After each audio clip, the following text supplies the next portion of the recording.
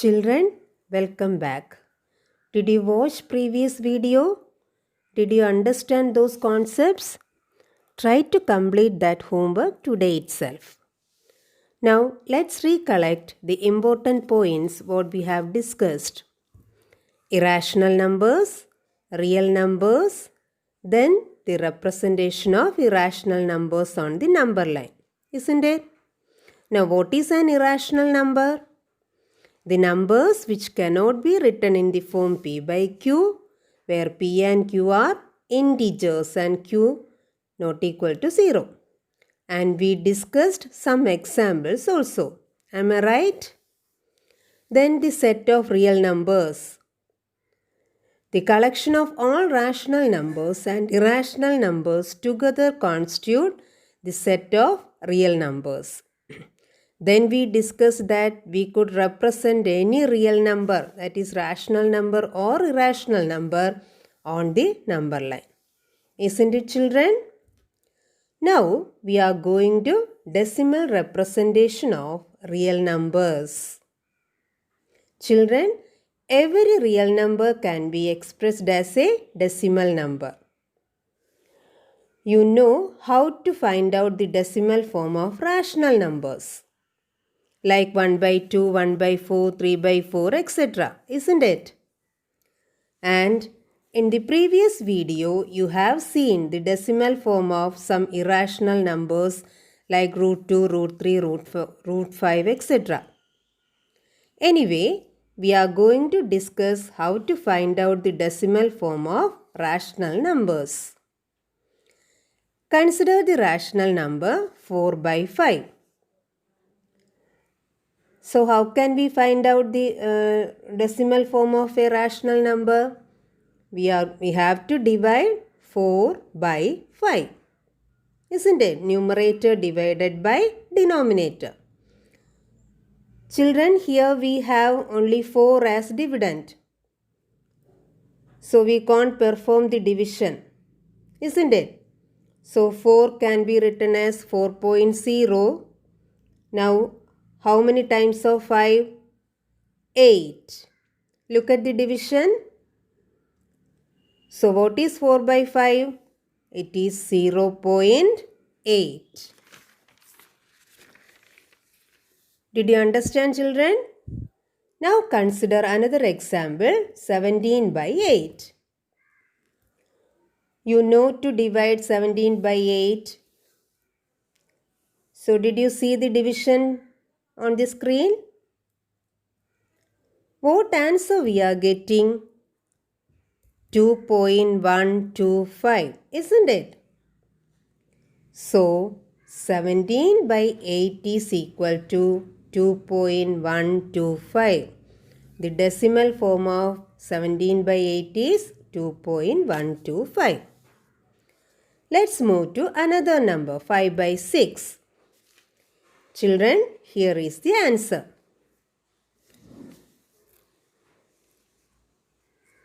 In the last two questions, we got the remainder as 0. But what happened here? If we are continuing the division always, we will get 2 as remainder and 3 as the digit in the quotient. Am I right? Here we are not able to complete the division. So what is 5 by 6? 0.8333, etc.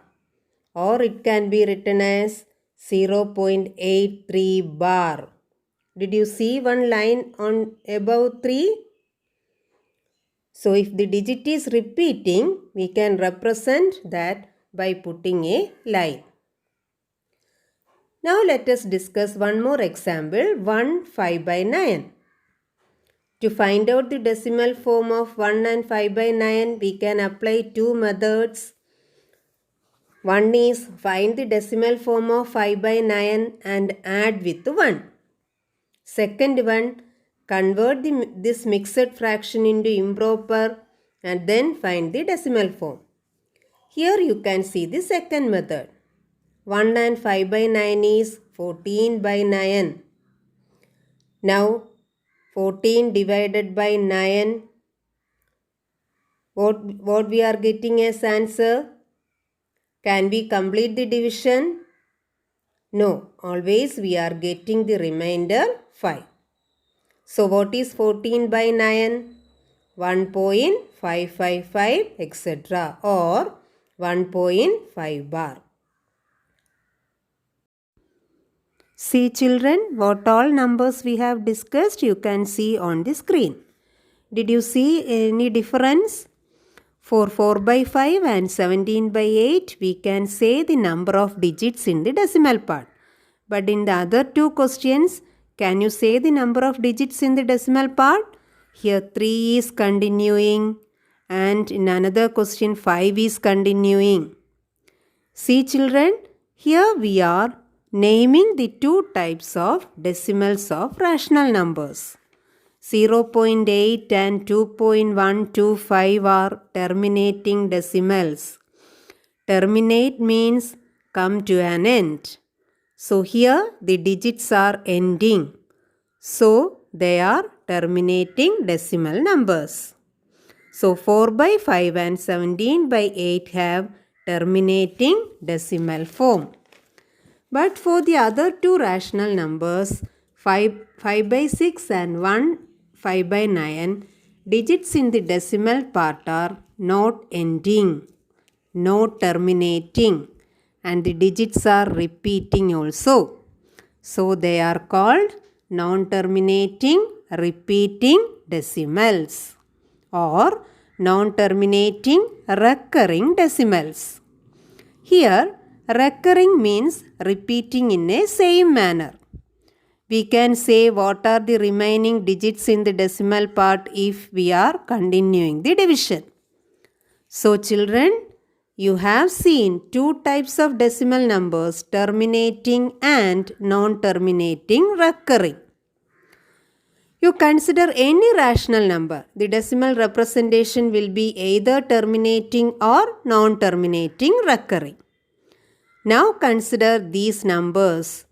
Look at their decimal forms. Are they terminating? No, they are non-terminating. Are they non-terminating recurring? No. Without checking division, we can't say the remaining digits. Am I right? That is, the decimal numbers are non-terminating, non-recurring. Isn't it? But these numbers are decimal form of irrational numbers, root 2, root 3, root 5, etc. So what did you understand? If the decimal form is non-terminating, non-recurring, it will represent our irrational numbers. Now, you can see some examples for all these three types of decimal numbers. Children, did you see this? For rational numbers, the decimal forms will be either terminating or non-terminating recurring. But for irrational numbers, it will be non-terminating, non-recurring. Let's verify. We can check the decimal form of some numbers again. Children, look at the division. Here we are getting terminating decimal number. Here the number is 47 by 100. You know if the denominator is 10, 100, 1000, etc., how to write its decimal form. Did you see 47 by 100 is 0.47. Here also terminating decimal form. Next we have 7 by 6. Here what is the decimal form? Look at the division. What is the quotient? 1.1666 etc. Or we can write 1.16 bar. Which digit is repeating? For that digit only we have to give bar. So it is non-terminating recurring. Next question is 30 by 9.